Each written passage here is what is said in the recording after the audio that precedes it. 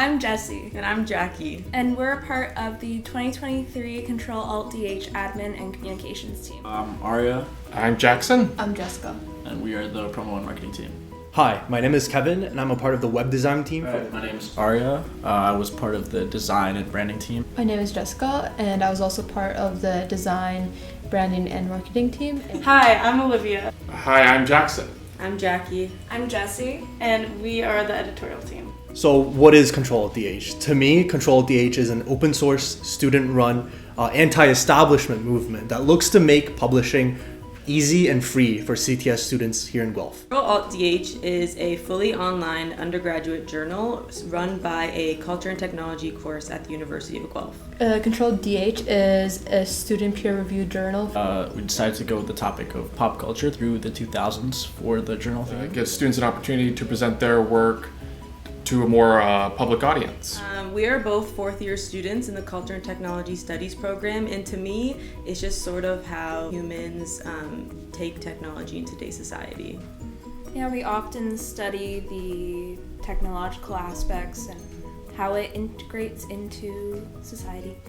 Yeah, as a CTS student, I really see CTS as a way that we look through different technological tools and explore digital media and see how we can use that to showcase what we've learned about like culture and society in general. CTS is very broad and interdisciplinary. Each student can kind of individually find a focus that they like and then kind of roll with it throughout the major. I think there's like a lot of aspects that go into CTS. In terms of like the digital space types of media and like working within those types of mediums. And then also like you have like your like technology side where you're doing coding and other things like that mixed with like the digital age and how everything is like more digitized now in society. Okay, me specifically, I was in charge of most of the events that we held to try and promote the journal. I was responsible for organizing a few open houses that we had early in the semester to try and draw attention to the journal and CTS students that could encourage them to submit to the journal.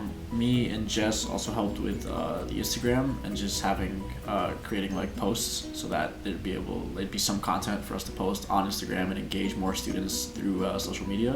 To make that like more effective, we really tried to make like aesthetic posts, like posts that would grab your attention right away, and also just relatable content. And we did that through feed posts and a lot of Instagram story posts, and just to get people engaging more, so we did like some polls and questions to make it more like entertaining. We wanted to get more of like the first year students involved and second year students, so we put together like a contest for them basically to create an opportunity for them to submit to the journal.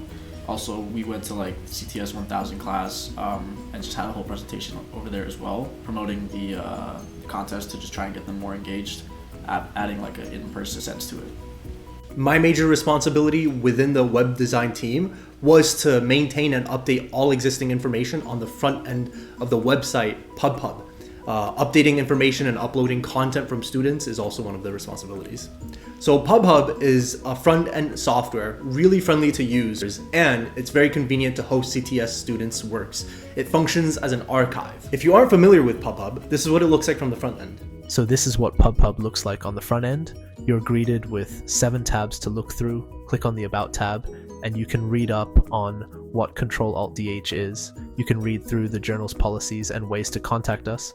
You can browse through the different journal entries. The longer the journal goes on for, the more journals you will be able to choose from. You can look through the different editions of the teams that have contributed to CTRLALTDH. You can also look at the editors that will be helping you hone your projects. If you have questions relating to CTRLALTDH, there is a frequently asked question tab to help answer any questions you might have. And lastly, the 3 tabs under submissions give you information on guidelines, checklist, and a submission link that leads you to OJS. If you have any more questions, feel free to reach out to us through our email. As the admin and communication team, we would engage with students through formats like Slack, email. We would monitor all kinds of communication and basically advocate for the team. We also had responsibility of applying for an ISSN, just so that the journal as a whole would have one for publishing purposes.